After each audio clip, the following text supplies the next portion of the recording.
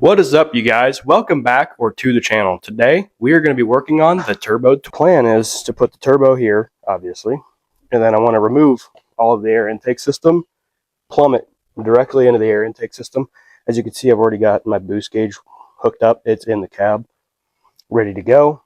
So let's go ahead and get all this removed. I want to retain my map sensor, obviously, so we'll unhook that, and then need a flathead.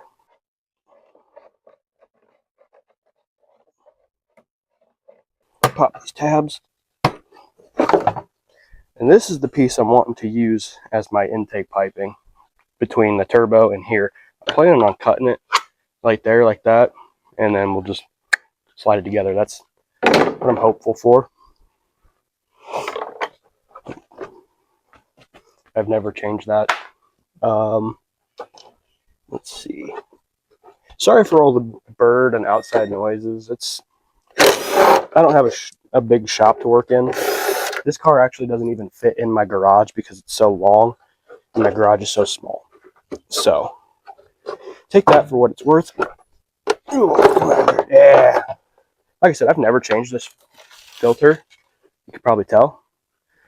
But we don't need any of that where we're going. Look at all that room for activities. All right. Okay, I'm going to go ahead and remove our map sensor. It is two T15 screws. Our map sensor is fairly new, so I don't want to damage it when we cut this pipe. So yeah, I'm going to go ahead and turn you guys off and go ahead and cut this. All right, here we go, y'all. Just do it with the hacksaw. It'd be just as easy. I'll go ahead and deburr this coupler. I don't think it's going to work, but we'll try it.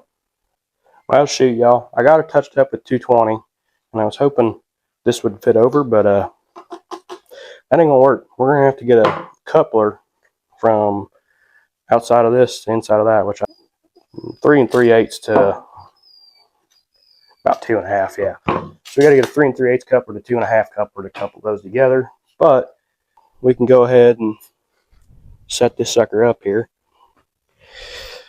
the correct way, of course. Something like that's what I'm thinking.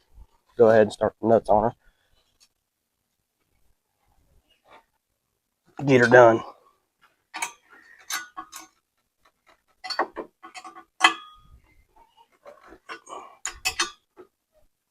Ooh, that's good and tight. You got to torque with that German spec. Good and tight. Yep. Just enough to round her off. Naturally has a little bit of an angle to it, so I'm hoping that assists me in feetage. Something like that. This is what I've got here. I'm hoping that'll work between the two of them. We shall see, though. This should, yeah, just like that, slip over. We can tighten it up. Y'all, we are ready for the first startup of the Turbo Taurus. Since you guys have seen it last, I painted the headlights black, and it's been a minute, but I haven't had a chance to work on it. I've been busy. Oil feed and return lines are hooked up and ready to roll. Now we can just set you guys up at a cool angle and get it started up. I don't expect it to fire off the first rip. It's been sitting here dead for a couple months, so we'll give it a shot and see what happens.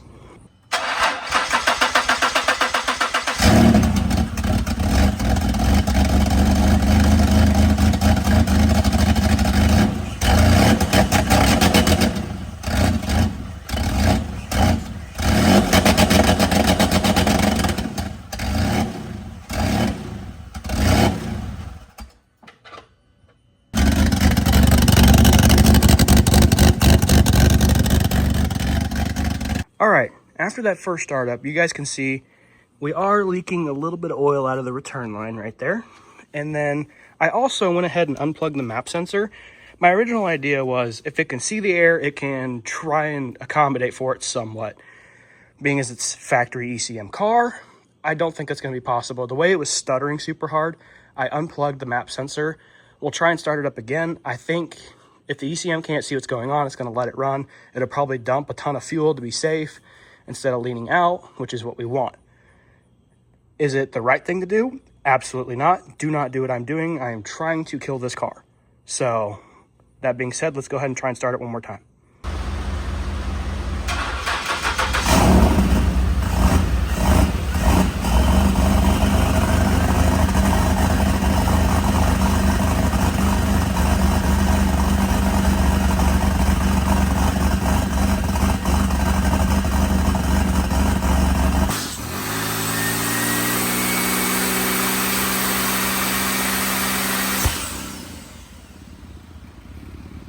as y'all can see in that last clip, we ended up blowing the pipe off right here. I put it back on, tightened it up, tightened this one up, and we're still leaking oil. I haven't fixed that yet, but we'll get there in a minute. We'll go ahead and try and fire the car up again and see what happens now that I got the boots on there tight. And I think I might have plumbed my boost gauge in wrong. I was hoping this janky adapter would work, but it's not showing boost on the gauge. It's only showing vacuum. And obviously it's building boost if it blew the boot off. So I might have to do something different there. I might try and tap in here instead.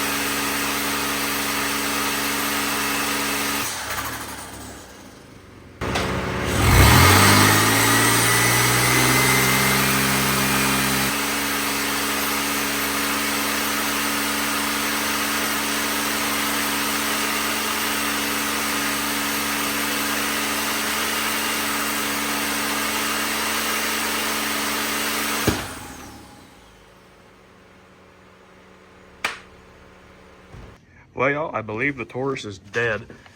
There's a giant puddle of oil underneath of the car now, but we'll try and start it back up, see what happens.